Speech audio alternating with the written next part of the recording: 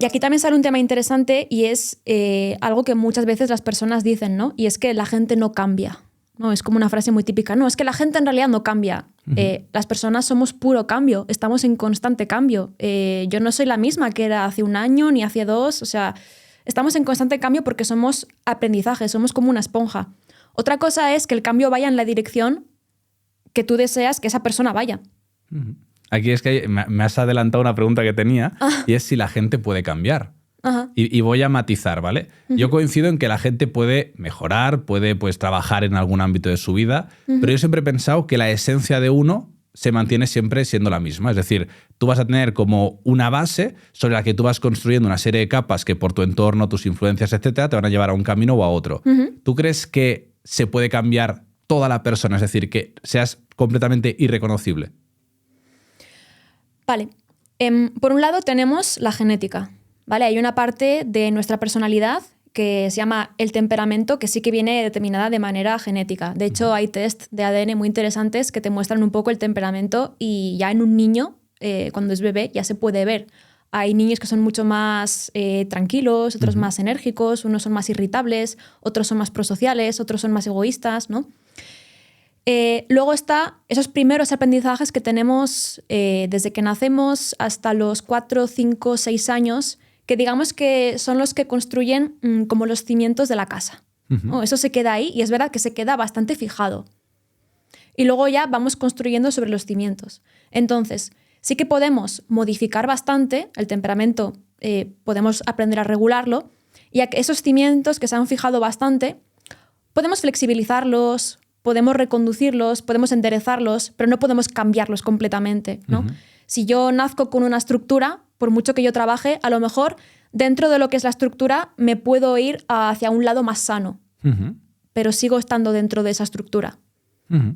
Es que esto justamente también tengo otro amigo y cuando digo amigos son amigos, no soy yo, que seguro que ya me está diciendo, estoy proyectando. No, estos son amigos reales, casos reales. Tengo el caso de un compañero mío que por cuestiones obvias, tampoco voy a decir su nombre, que tuvo que estar ingresado en un centro de estos de desintoxicación, etcétera, porque era adicto a prácticamente todo. ¿Qué ocurre? Que él me decía, pues yo cuando tenía exámenes o que fuese, yo soy de jugar mucho al ordenador, ahora ya menos, pero antes sí que era muy viciado. Y le decía, tío, yo tengo aquí el vicio, no sé qué, no sé cuántos. Y me dice, no, tu vicio no tienes ninguno. Tú tienes un autocontrol muy claro, porque cuando hay época de exámenes paras y te detienes. Yo soy adicto y lo seré siempre. Digo, ¿cómo que lo vas a ser siempre? Y él me decía, no, porque yo cuando iba a terapia y hacía todas estas consultas, ¿no?, para trabajar en ello, le decían, tú eres adicto y eso es como una condición en tu esencia que vas a serlo siempre.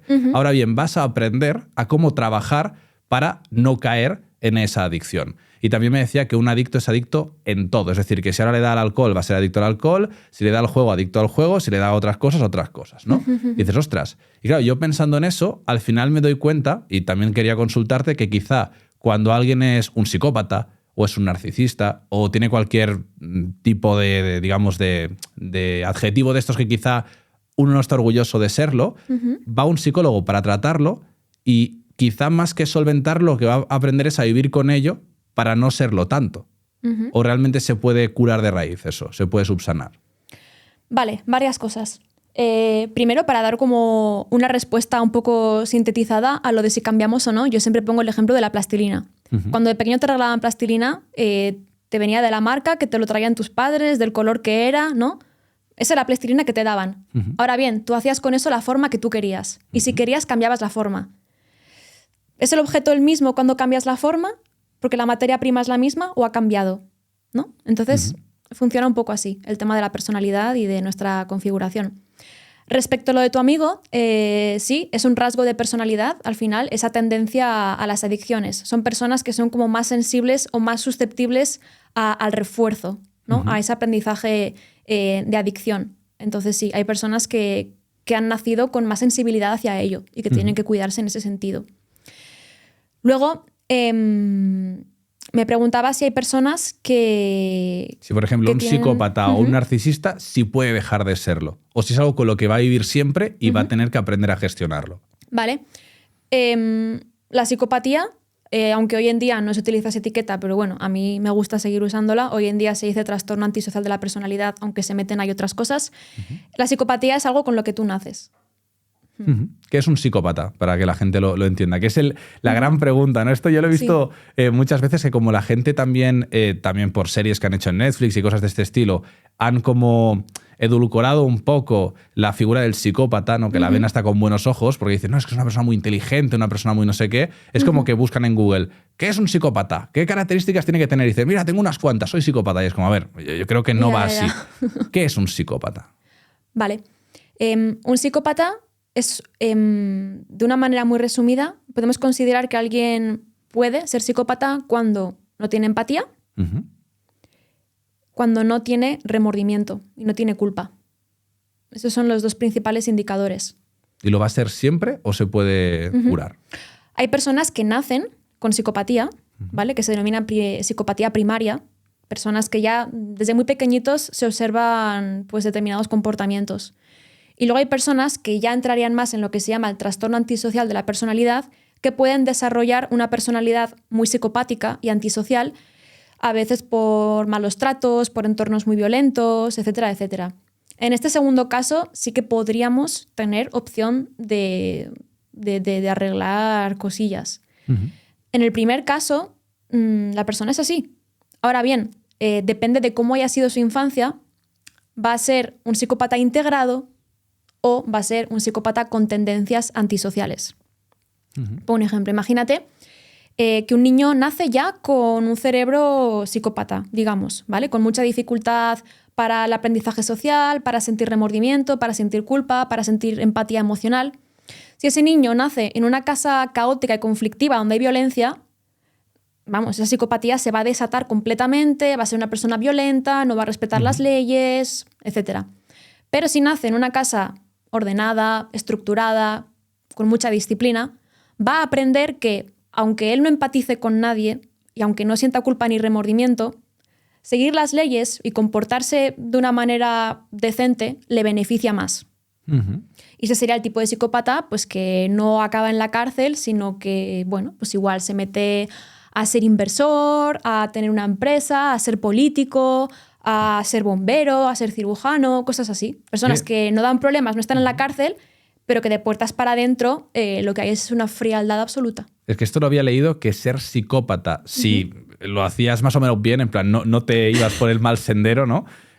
Podía llevarte a ser muy bueno en determinados sectores, donde, como dices tú, a lo mejor un inversor que tiene que hacer un trading que hay súper agresivo, que puede empobrecer a un montón de gente, dice, me da igual. O alguien que a lo mejor está en una empresa liderándolo como el CEO, dice, me da igual, yo veo aquí números, las personas no me importan, ¿no? Y que era también la clave del éxito de algunas personas que estaban muy arriba en la pirámide social, y era gente que literalmente no tenía ningún tipo de empatía ni remordimiento por los demás. Evidentemente, en puestos, por ejemplo, de política, abundan muchísimo los psicópatas. Primero, porque tienen esa necesidad de poder. Segundo, porque no les afecta tomar decisiones difíciles que puedan dañar a personas. No les afecta que puedan estar hablando mal de ellos, por ejemplo. O sea, hay determinados puestos que aguantar la presión psicológica es muy difícil y a esas personas no les afecta. Y aquí surge un debate súper interesante entre diferentes psicólogos que han estudiado la psicopatía, que algunos dicen que todos los psicópatas hay que identificarlos y hay que como vigilarlos y como que son una amenaza para la sociedad, ¿no? Porque al fin y al cabo, bueno, aunque no delincan, pues no tienen empatía. Entonces nada les previene de hacer daño, por ejemplo, a su familia, ¿no? Quizás de una manera emocional, material, etc. Pero luego hay otra vertiente de pensamiento que dice que es adaptativo a nivel de especie que haya psicópatas porque pueden asumir riesgos, acciones, decisiones que otras personas no pueden asumir, ¿no? Pues se me viene a la mente el típico perfil de bombero que tiene que desactivar una bomba, ¿no? Que no te puede temblar el pulso. Personas que tienen que tomar decisiones que quizás son necesarias pero muy duras de tomar porque van a sufrir personas, ¿no? Este tipo de perfiles. Claro, es que yo creo que si la gente tuviese demasiada empatía, como sociedad habría también mucho problema. Es complicado, ¿eh? ¿No? Es como que, en cierto modo, la naturaleza es sabia y da cierto porcentaje de cada tipo de persona para que todo más o menos siga su flujo natural, ¿eh? Esa es una teoría que hay, sí. Es interesante.